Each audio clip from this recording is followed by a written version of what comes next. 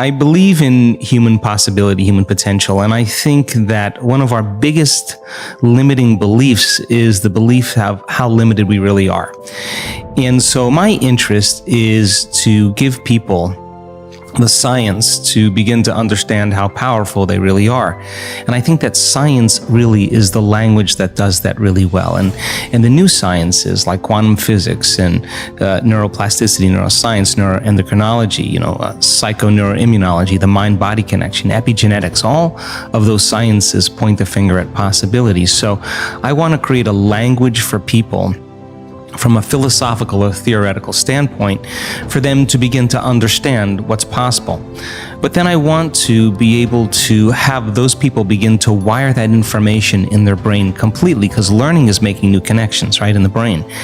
But remembering is maintaining and sustaining those connections, and it's so much easier to lose our vision than to remember it, right? So then we have to begin to hardwire the brain or install the neurological hardware in preparation for an experience. So the more people understand what they're doing and why, then the how gets easier. So I want to then set up the conditions in an environment, in a workshop where people can begin to apply or personalize what they learn so that they can have an experience. An experience then further enriches the brain. But the prize of an experience is an emotion.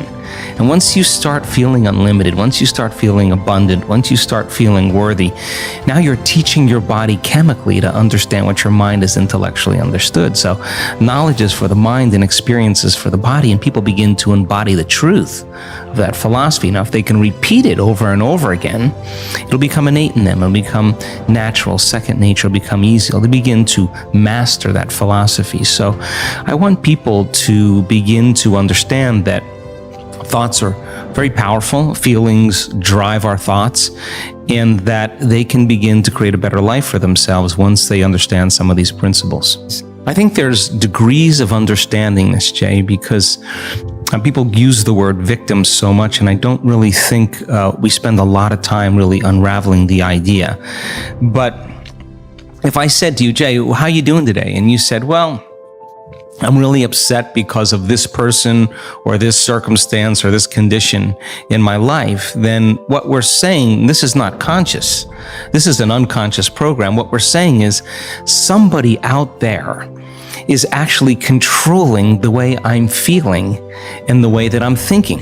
So if something out there is controlling your feelings and your thoughts, you're victim to whoever, whatever that is. Now, here's the challenge. The challenge is, when things go really well, then you are feeling really good. But when things aren't going very well, then you're feeling pretty bad.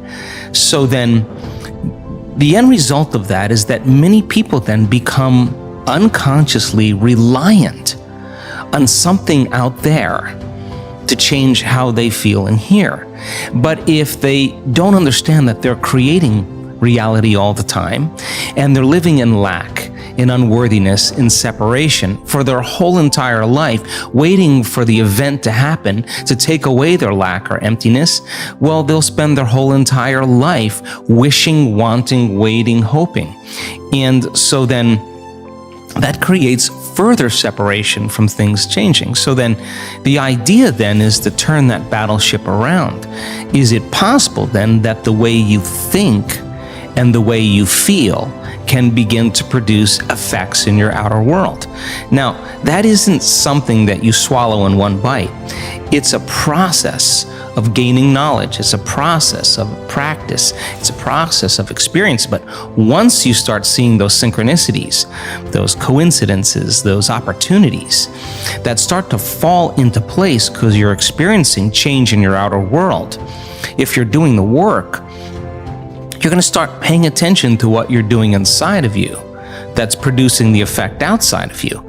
And once you correlate the changes of what you're doing inside of you with the effect you produce outside of you, you're going to pay attention to what you did and you're going to do it again. And all of a sudden, you're going to start believing more that you're the creator of your life and less of the victim of your life. So if your thoughts and feelings somehow have an effect on your outer world, and you're reacting to the same people at the same place at the same time in the same circumstances, then you're actually reaffirming the the same reality because you're thinking equal to everything that you know.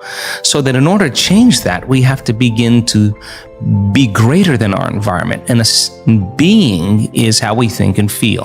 So when people begin to practice this, they're not so quick to give their power away to the person or condition in their life, because the stronger the emotion you feel from some problem or condition in your life, the more altered you feel inside of you, the more you pay attention to the cause. Well, where you place your attention is where you place your energy. So you're giving your life force, you're giving your energy away to that person or problem that you could be using to heal, that you could be using to create a new future. So then teaching people then how to self-regulate and find the present moment and settle their body down from those unconscious programs or those emotions that they're conditioned to. That's the work. And so then when you start lowering the volume to those emotions and you're doing the work and mastering yourself in some way, as you begin to change your emotional state, you're not going to be thinking about that person or problem, and you're going to begin to take your power back. And it literally begins to build a person's own electromagnetic field. Now, they have energy to heal. They have energy to create a new future. 15, 20 years ago, everybody wanted to stay in the philosophical realm. Nobody wanted to do anything with it. But this is a time in history where it's not enough to know. This is a time in history to know how, because information is so available, right? I mean, you don't need a doctor, you don't need a priest, you don't need a rabbi, you don't need a governor, you don't need a teacher to gain information. You need an authority any longer. Because of technology, we have access to information. Well, information creates awareness. And awareness is consciousness. And you can't have consciousness without energy. So people are beginning to wake up with a greater level of awareness of what's possible. So 15 years ago, 20 years ago, 10 years ago, I walked out and there was always a little resistance. But now people are coming because they want to actually experience the truth of it. So that makes my job easier because I can just walk out and just fire away because people are prepared, they're informed, they're ready. So anything that's not consistent with that energy or that level of awareness, those paradigms are beginning to break down. Whether it's education, whether it's religion, whether it's politics, economics, the environment, the medical model, everything's collapsing because people are informed. So I love that idea because when people show up and they say, well, listen, I understand that I have a health condition. I understand that it's taken me 10 years of being unhappy, 10 years of living in stress, 10 years of living in fear, that's actually begin to signal or select and instruct the gene that creates the disease. Well, it may take me some time then to unlearn that process, to break that conditioning process. So there's a practical understanding now.